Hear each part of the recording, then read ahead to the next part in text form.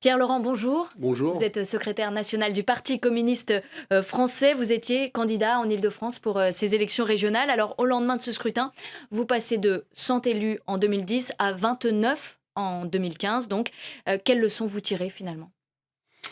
Le paysage des élections régionales est mauvais politiquement et nous avons, nous aussi, subi un recul. Bon, une partie de la perte de nos élus est due au fait que les listes socialistes se sont retirées dans deux régions, où Nord-Pas-de-Calais, la Provence-Alpes-Côte Nord-Pas-de-Calais, d'Azur. entraînant la disparition de toutes les listes de gauche qui n'ont pas pu fusionner dans ces régions. Donc dans ces deux régions, nous avions beaucoup d'élus en PACA et en Nord-Pas-de-Calais-Picardie.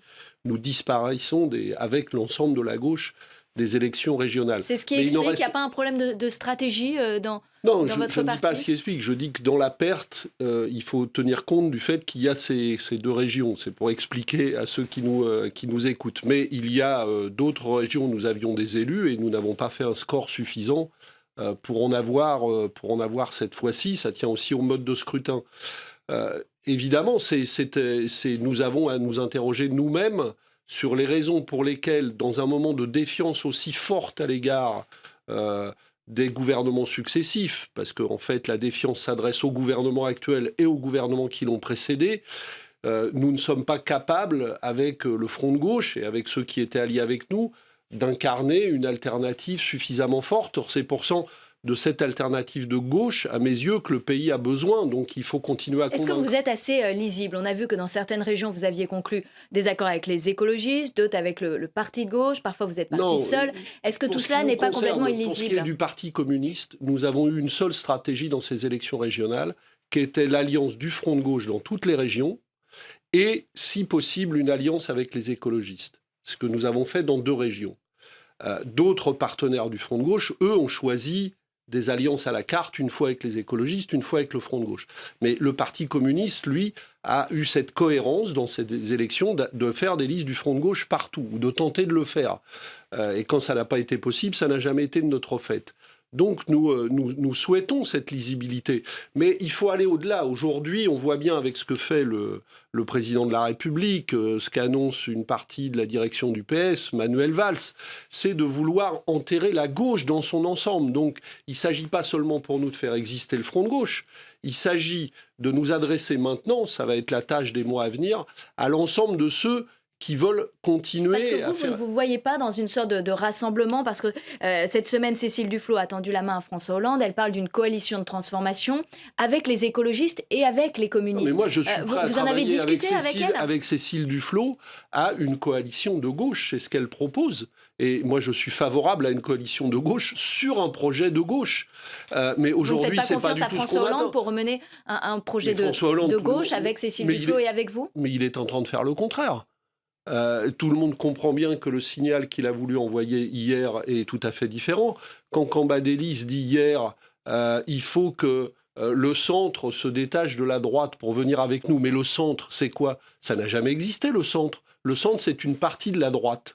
Le centre a toujours été à droite, a toujours été dans les gouvernements de droite. Il est dans les gouvernements de droite aujourd'hui. Il l'était avec Nicolas Sarkozy. Il vient de faire Donc ce le rassemblement-là n'est pas centre, il vient possible de pour faire des vous? listes avec la droite dans toutes les régions de France. Donc, ce que dit Cambadélis, c'est nous voulons nous allier avec une partie de la droite. C'est cela qu'il propose. Nous, au contraire, nous voulons un rassemblement de toutes les femmes et les hommes de gauche de ce Mais pays Cécile sur un Duflot, projet de elle tend gauche. plutôt la main à François Hollande qu'à Jean-Luc Mélenchon. Elle dit... oui, non, Cécile Duflot, j'ai fait un meeting avec elle au cours de la campagne à Montpellier, puisque nous faisions liste commune dans cette région, le Front de gauche et Europe Écologie Les Verts. Moi, je parle avec Cécile Duflot, et je pense que si Cécile Duflot, Jean-Luc Mélenchon, des socialistes sont d'accord pour travailler un projet de gauche et dire nous allons ensemble aux prochaines échéances, moi je suis pour ça. Sauf que c'est dans 16 mois. Est-ce que vous travaillez ensemble? Est-ce que vous vous voyez Oui, bien sûr. avec Cécile Duflot et Jean-Luc même, Mélenchon? Avec même, Cécile Duflot et Jean-Luc oui, Mélenchon? je vois tout le monde, et j'annoncerai des choses le 11 janvier prochain. Je ferai un discours le 11 janvier prochain, et je compte consacrer tous mes efforts dans les premiers mois de l'année au rapprochement de toutes les forces de gauche qui veulent maintenir la possibilité d'une politique de gauche. Parce que si on revient, parce que tout ça c'est de la cuisine, mais le problème il est le problème du chômage. Est-ce qu'on va lutter contre le chômage ? On ne va pas lutter contre le chômage en continuant les politiques actuelles. J'entends Raffarin plus Manuel Valls. Mais Raffarin a échoué à lutter contre le chômage avec ses politiques quand il était Premier ministre. Manuel Valls aussi. Alors on va ajouter de l'échec à l'échec vous et comme ça on va s'en sortir. Vous ne croyez pas du tout à une forme d'unité nationale, comme on l'entend, à un travail commun pour lutter contre le chômage ? L'unité des Français, évidemment que je suis pour. Et l'unité de la nation autour de principes républicains, je suis pour. Mais est-ce que ça veut dire qu'il faut additionner des mauvaises solutions de droite à des mauvaises solutions du gouvernement socialiste actuel ? Non, je pense que si on veut lutter contre le chômage, il va falloir se décider à aller chercher l'argent que les banques, les grandes multinationales soustraient à la collectivité nationale et investir cet argent pour la création d'emplois. Il va falloir se décider à ne plus accepter les chantages à l'emploi comme ceux qu'on voit chez Smart en ce moment. Alors, on va en reparler de Smart, mais avant cela, je voudrais vous faire réagir à Jean-Marie Le Guen, avec qui Manuel Valls et François Hollande sont prêts à discuter pour une grande réforme du chômage. Il a la réponse. C'est-à-dire ce matin, vous n'étiez pas seulement les centristes qui pourraient participer à cette réunion, cette commission, mais aussi les républicains de Nicolas Sarkozy. Et aussi les centristes de la gauche. Avec tous ceux qui sont de bonne foi pour faire avancer la cause de la lutte pour l'emploi, pour la formation professionnelle. Ça valide, Pierre-Laurent, ce que vous venez de nous dire ? Vous avez l'impression que François Hollande se rapproche plus de la droite que de vous ? Oui, on voit bien qu'il y a une tentation de cette nature-là, mais il faut surtout parler du fond. Je veux dire, si c'est pour nous faire le pacte de responsabilité, plus une loi Macron 2, plus encore des allègements de charges sociales, tout ça va favoriser le chantage à l'emploi d'entreprises comme Smart, alors qu'on voit bien que les salariés ne veulent pas de ça. Alors non, parce que les salariés, ils ont largement approuvé et signé les 39 heures payées 37 chez Smart. Non, absolument pas. Chez Smart, ce qui s'est passé, la direction a fait un référendum. 39% des ouvriers de cette usine, les cadres ont voté majoritairement pour, mais 39% des ouvriers ont voté contre. Les deux syndicats majoritaires, la CGT et la CFDT, qui représentent 53% des voix aux élections professionnelles, ont refusé l'accord. Et qu'est-ce qu'a fait la direction à ce moment-là ? Elle a fait un avenant au contrat de travail et elle s'est adressée individuellement à tout le monde et elle lui a dit à chaque personne, vous signez cet avenant ou sinon nous délocalisons l'entreprise. Et qu'a dit le gouvernement ? Et là, une très large majorité des salariés ont accepté. Parce que les gens ont besoin de vivre. Donc on leur propose ou la porte ou le chômage ou la signature de cet avenant. Est-ce que Smart a le choix ? Est-ce que Smart a le choix de proposer ça à ses salariés ? Bien sûr que Smart a le choix. Smart fait partie d'un grand groupe allemand qui a les moyens d'investir en France. Quand on voit que quand même la suppression des retraites chapeaux, c'est-à-dire une petite mesure par rapport à ce que les actionnaires empochent, c'est Peugeot annonce, PSA, 39 millions d'euros qui étaient soustraits aux salariés. Qui ont été redistribués. Pour des retraites pour quelques personnes.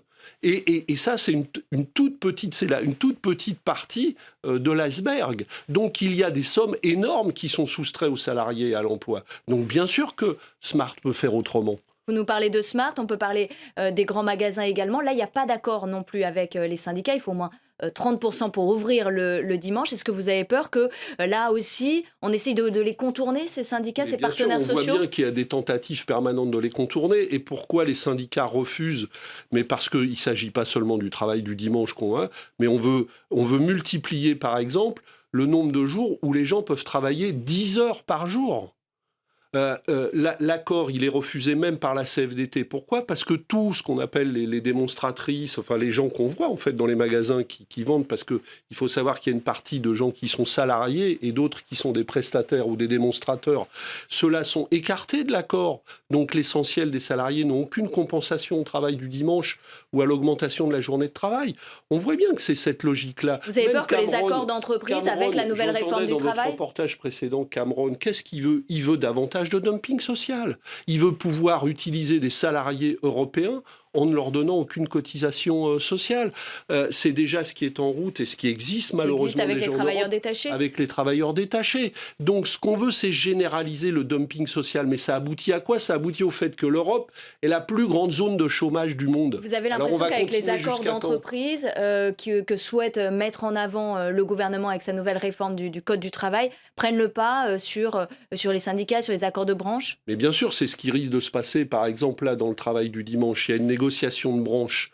Elle échoue parce que les syndicats essayent de protéger les salariés et voient bien que ce qui est proposé est parfaitement scandaleux. Donc, on va essayer de négocier des accords d'entreprise en faisant du chantage à l'emploi pour les salariés, pour essayer d'abaisser et de tirer vers le bas les garanties sociales. Si le salarié a envie d'avoir un petit peu plus de pouvoir d'achat, de travailler le dimanche, est-ce qu'il peut... Si le salarié veut un peu plus de pouvoir d'achat, on augmente les salaires et on baisse le revenu des actionnaires. Si certains veulent travailler le dimanche et d'autres pas, on ne peut pas faire du cas par cas, selon vous ? Aucun syndicat, à ma connaissance, n'est opposé à un réel volontariat. Ça peut exister, mais il y a une différence entre le volontariat et ce qui est en vérité du travail subi et imposé avec du chantage. C'est comme le temps partiel. Le temps partiel choisi, ça peut être une bonne solution. Mais toutes les enquêtes montrent que 90% des femmes qui travaillent à temps partiel, c'est du temps partiel subi et imposé. Et quand elles demandent, par exemple, dans les grands magasins, toutes ces femmes qui travaillent à temps partiel à travailler davantage, c'est-à-dire à travailler 35 heures, le patron refuse et leur dit non, vous avez un contrat de 20 heures ou de 25 heures, vous allez rester comme ça.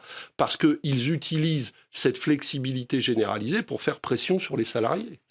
Autre question dans l'actualité, c'est la déchéance de nationalité. Le Conseil des ministres devra présenter un texte pour réviser la Constitution mercredi prochain. Est-ce que vous pensez que François Hollande va revenir sur sa proposition de déchéance de la nationalité pour les personnes nées françaises ? Je le souhaite. J'ai dit dès le premier jour que j'étais opposé à cette mesure. François Hollande s'est livré à une déclaration démagogique le jour où il l'a fait sur cette question. Et je pense qu'aujourd'hui, la vérité est en train de se faire jour. C'est-à-dire que cette mesure n'a aucune efficacité en matière de lutte contre le terrorisme. C'est une mesure qui ne protège pas, qui n'est pas une mesure de sécurité. Par contre, c'est une mesure très dangereuse sur la conception qui est la nôtre de la nationalité. Parce que derrière cette mesure, il y a un débat très sérieux. C'est-à-dire, est-ce que le fait de naître en France suffit à être français, ou est-ce qu'il faut d'autres conditions pour être français ? Cette remise en cause du droit du sol ? Et voilà, c'est une remise en cause de notre conception de la nationalité. Et ça fait des années et des années qu'à partir de conceptions souvent très racistes, l'extrême droite et une partie de la droite veut mettre ça en cause. Et derrière cette mesure, il y a quelque chose de très grave qui consiste à dire que si on a une double nationalité, on est moins français que les autres. Or, vous savez, moi j'ai des gens qui ont la double nationalité dans ma famille. Parce qu'une partie de ma famille... Vous n'avez pas l'impression qu'il y a deux catégories de Français? Et ils ne sont pas moins Français que moi parce qu'ils ont la double nationalité. Donc, au contraire, dans le monde dans lequel nous vivons, nous savons que de plus en plus de gens vont avoir des ascendances qui sont de plusieurs pays. C'est le monde d'aujourd'hui. Donc, c'est une régression très grave et qui peut conduire à des mesures de discrimination contre ces personnes. Et là, je ne parle pas de la question du terrorisme, mais je répète, pour le terrorisme, on voit bien que ça n'est pas une mesure de nature à lutter. Dans la révision de la Constitution, il y a aussi l'état d'urgence qui pourrait être prolongé de 6 mois pour éviter une sortie trop rapide. Une centaine d'organisations demandent la levée de l'état d'urgence aujourd'hui. Est-ce que vous les soutenez ? Mais oui, parce que, écoutez... l'état d'urgence, c'est une mesure, et d'ailleurs elle est faite pour ça, c'est une mesure exceptionnelle et qui ne doit pas durer. Les mesures de sécurité qui ont été prises grâce à l'état d'urgence pour éviter, dans les semaines qui ont suivi les attentats du 13 novembre, la répétition de tels attentats ont été prises. Les perquisitions, les assignations à résidence, on se rappelle de l'opération de police quelques jours après à Saint-Denis qui a empêché la répétition. Donc tout ça était nécessaire, mais aujourd'hui, elle n'aurait plus d'efficacité à être produite, sauf à vouloir modifier la loi et à introduire à ce moment-là un changement durable, mais pas à cause d'une situation d'état d'urgence en général, et à faire reculer le pouvoir judiciaire au profit du pouvoir de police en matière d'assignation à résidence et en matière de perquisition.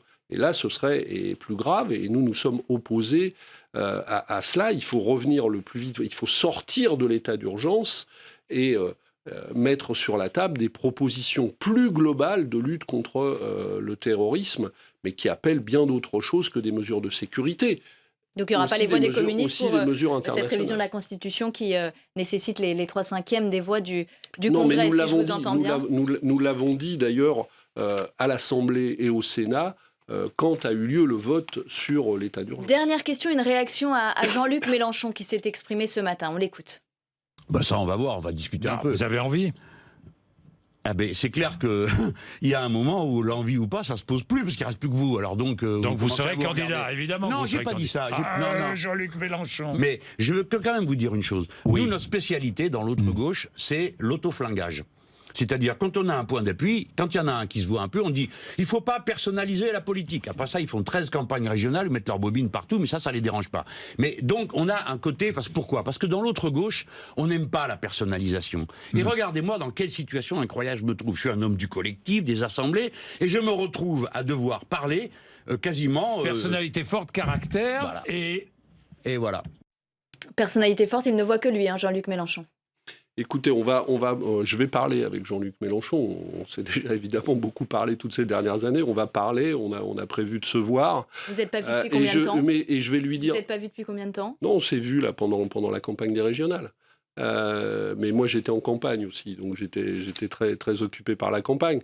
Mais on va parler, et moi, je vais dire à Jean-Luc Mélenchon ce que je vous ai dit tout à l'heure. Je pense qu'il faut qu'ensemble, on fasse un travail immédiat et rapide pour mettre ensemble le plus de personnalités de gauche possible, pour dire nous voulons construire une candidature commune. Est-ce que ça peut se faire derrière lui ?